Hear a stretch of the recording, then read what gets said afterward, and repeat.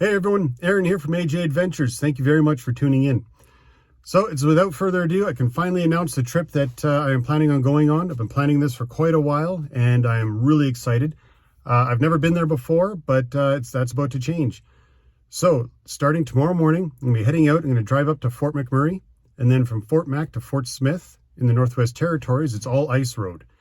And then once I get into Fort Smith, I'll be looping around over to Yellowknife.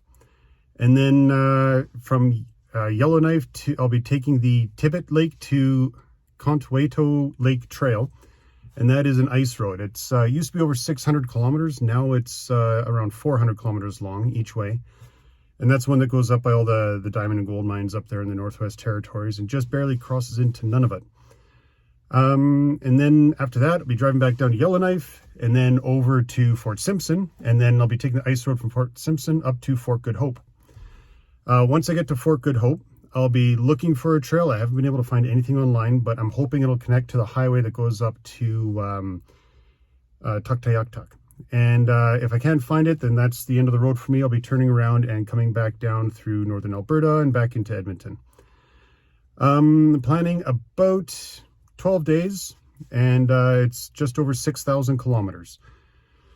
So I've been working on modifying the Jeep for the last couple of days. I will give you a tour on what I've done. All right, here we go.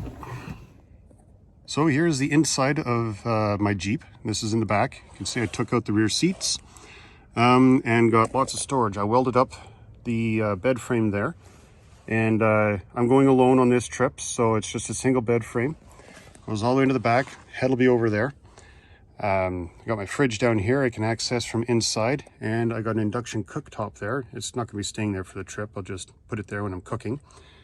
Reason I went with an induction cooktop is that if you're cooking with gas, you got to cook outside, and according to the weather, it's averaging about -40 up there right now. So I want to be spending as little time outside as possible. And for that reason, this is probably one of the funniest mods I've done here. There's the new passenger seat. So I've taken out the front passenger seat here. The end of the bed folds down, and this is just for emergency use only, but installed an RV toilet. Not much of an install. It just sits where the seat used to go. So I'll just grab some bungee cords and put it on there and make sure it doesn't move. And but once it's full of water, it's pretty heavy. That's only for emergency use. Along the trail, there's plenty of truck stops and gas stations and stuff like that.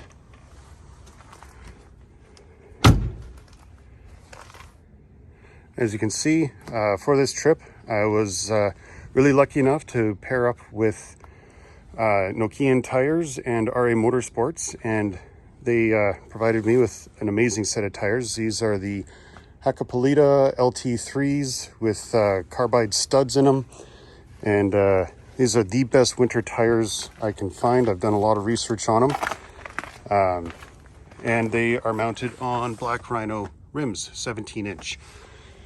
These tires are 315 70R17, slightly bigger than my 35-inch tires. And because of that, I actually had to trim down the rock rail there so they don't rub. There was like about a ½ inch space when I installed them. Also going to be bringing 2 spares along for this trip. Oh yeah, new personalized license plate for AJ Adventures. It's a lot better than a new start. If you know, you know. Reason I mounted the tire off to the side over there is I'm just putting a rack right there, and that's going to have a jerry can of diesel and maybe some firewood, a box of odds and ends up there, whatever I need. So yeah, let's go back to the inside of the Jeep. So the inside of my Jeep here from the driver's seat, I've got my mask up there.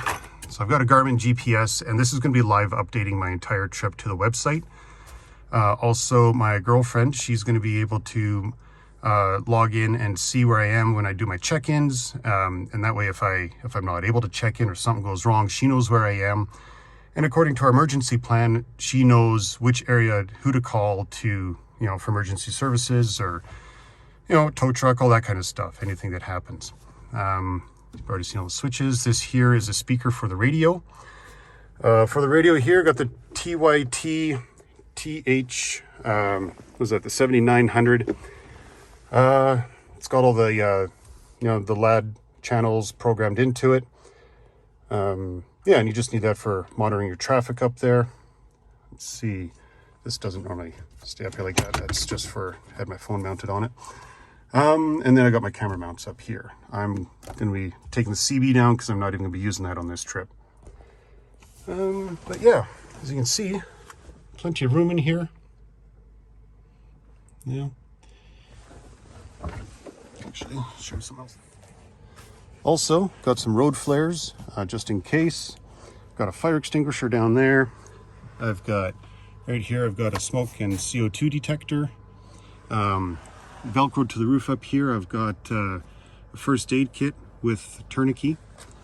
And that I just grab that and rip it off and go if I gotta go help somebody or if I need help.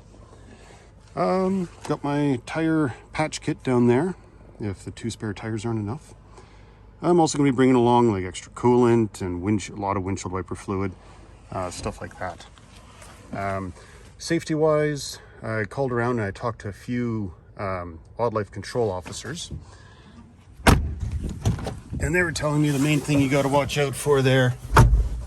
So, not so much bears, like they're hibernating right now, but if there's a lot of loud noise or if they get hungry and need a snack, they will come out to investigate or find that snack. The big thing you got to watch out for up there is the wolverine.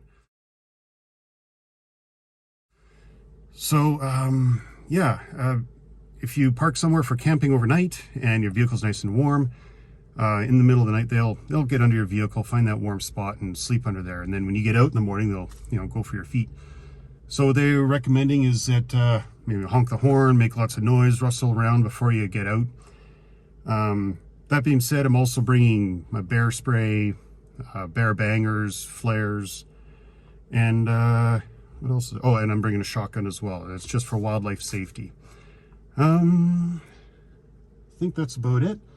So now I'm just going to be heading out, go do some grocery shopping, get all that packed up, and I got to, finish washing my clothes and get all that ready to go. Along this trip, I am planning a hotel stay in Yellowknife, and that's where I'll, so I can shower and do laundry and all that kind of stuff, get cleaned up before I hit the road again. I've done a long distance road trip before. I went from Barrie, Ontario to Comox on Vancouver Island, and that was about 5,000 kilometers, it was 5 days. This one here, it's 6,000 kilometers, and I've scheduled 10-12 days, and that's so I can make stops along the way. And I'm going to be checking out Wood Buffalo National Park, go snowshoeing through there. I'm going to be doing a lot of photography for Northern Lights. Hopefully I'll see some wildlife. Pretty excited, and getting out on those ice roads. It's going to be pretty cool. I can't wait to see that. If you guys have any questions or comments, put them all down below in the video, and I'll do my best to reply to them. During this expedition, I will be uploading videos. I'm going to try daily, but it depends if I have access to the internet or not. And hey, if anybody has been up there before or driven these roads and you have any words of advice, please let me know in the comments down below. Other than that, check out the website, which will be, again, in the, I'll post that. And so yeah, if you guys just want to follow along, you can check out the website, which will be right up here, over here, I think. Check out the website. You can see where I am and how the progress is going. And yeah, I'll do my best to upload lots of video and lots of pictures. Stay tuned, and I'll see you guys on the trail.